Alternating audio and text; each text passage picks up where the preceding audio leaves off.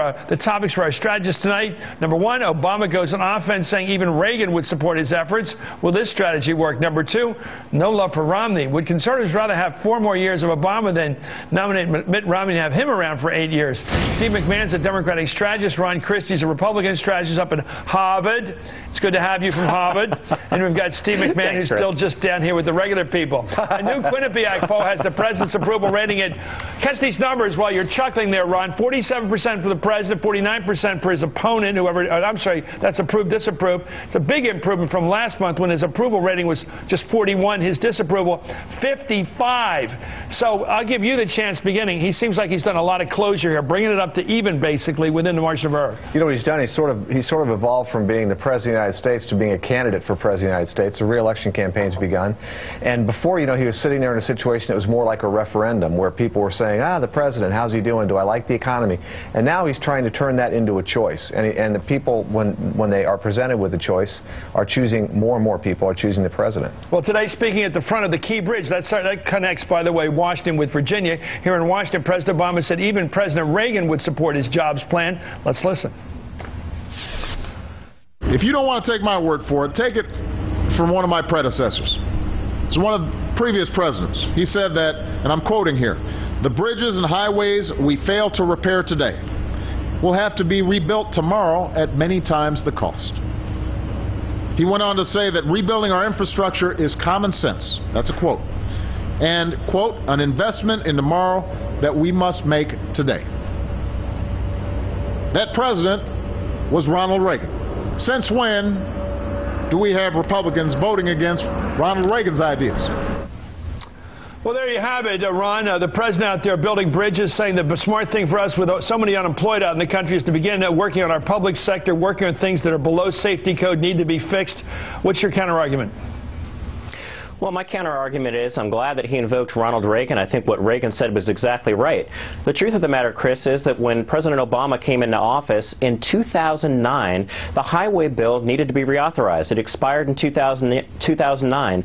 That is a 6-year, multi-year effort to build our roads, bridges, etc. So while the president is attacking Republicans for refusing to go along with a part of his jobs bill, there are Democrats and Republicans in the Congress alike who want a 6-year reauthorization bill. We've had this thing punted several extensions. The most recent one is going to expire in March of next year.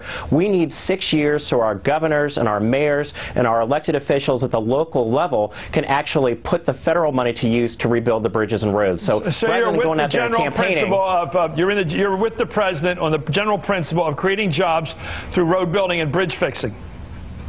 I am, but only if it's done.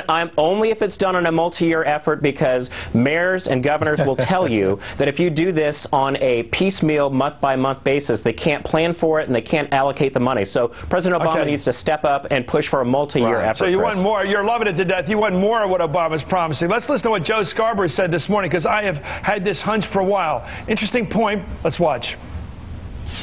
I'm hearing something remarkable over the past week. I'm hearing conservatives, stalwart conservatives, starting to say, you know what, I would rather lose to Barack Obama, and I would rather give him 4 more years than elect Mitt Romney and have him spend money like George Bush and have another Republican who promises to be conservative go liberal.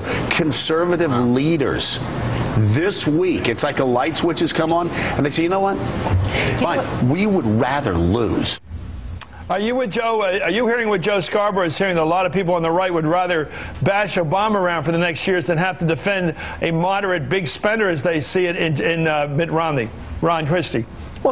What in the heck is he talking about? Look, I love Scarborough, I do. Maybe he needs to get out of New York and actually travel around the country and talk to conservatives. Like up in Cambridge, Massachusetts, where the real people are, at Harvard? Exactly, where I think I have a caucus of 1, Chris. Look, I tell you what, I look at his comments and I think that the one thing that does unify the Republican Party is our opposition to this president, his policies, and the direction for the country. So I absolutely don't know who Joe's talking to, but it's no one who I think is in a position of influence within the Republican Party for what their vision and what their ideology is, and that is to remove this president from office.